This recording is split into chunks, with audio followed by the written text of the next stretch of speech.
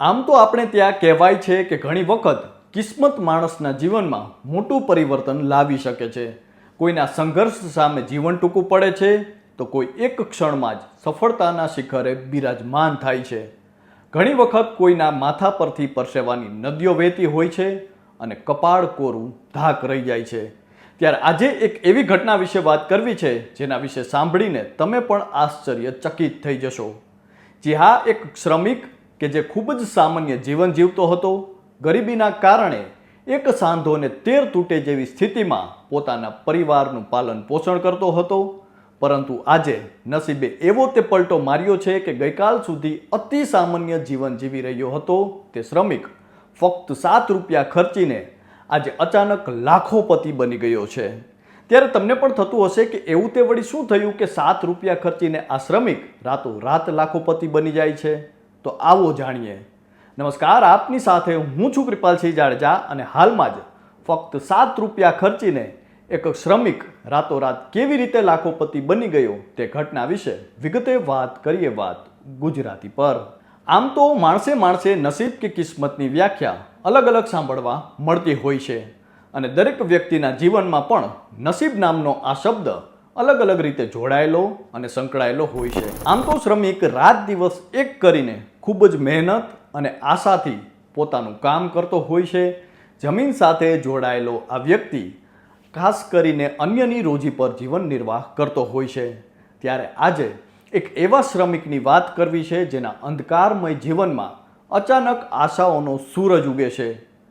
આ શ્રમિકના જીવનમાં ભાગ્યના દરવાજા એવા તો ખુલ્યા કે ફક્ત 7 રૂપિયા ખર્ચીને તે રાતોરાત લાખોપતિ બને છે. અને હાલમાં આ શ્રમિકની મીડિયાથી માંડીને સોશિયલ મીડિયા સુધી ખૂબ ચર્ચાઓ થઈ રહી છે. ત્યારે તમે પણ કહેશો કે એવું તે વળી શું થયું છે તે જણાવો. તો વાત જરા એમ છે કે પંજાબમાં જાલંધરના કોટલા જંગાના રહેવાસી એવા મલકિત રામ કે જે ખૂબ જ સામાન્ય જીવન જીવી રહ્યા હતા, રાત દિવસ જાત જોતરીને પોતાનું શ્રમિક કામ કરે છે અને સાથે સાથે તે પોતાનું નસીબ પણ અજમાવે છે. જી હા, એક અહેવાલ મુજબ શ્રમિક મલકિત રામે પહેલી વખત લોટરીની ટિકિટ ખરીદી અને આમ તો તેને નસીબથી વધુ કર્મ પર વિશ્વાસ હતો, તેથી સાથે સાથે પોતાનું કામ પણ ચાલુ રાખ્યું હતું. પહેલી વાર જ તેને પોતાનું નસીબ અજમાવ્યું અને એક સાથે લોટરીની 30 ટિકિટો ખરીદી લીધી, જે એક લોટરીની ટિકિટની કિંમત 7 રૂપિયા હતી.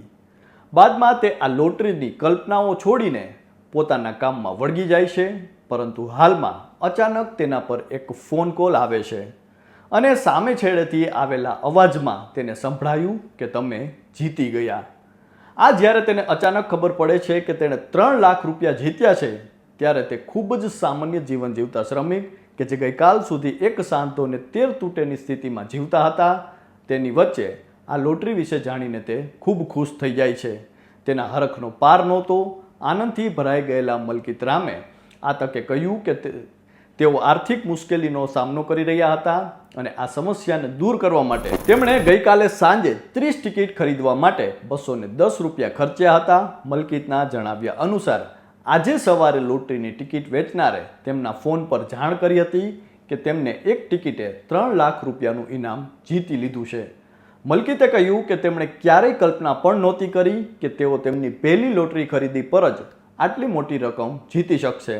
મલકિતના પરિવારમાં કુલ મળીને 4 લોકો રહે છે અને તે મકાન બાંધકામના શ્રમ સાથે જોડાયેલા છે.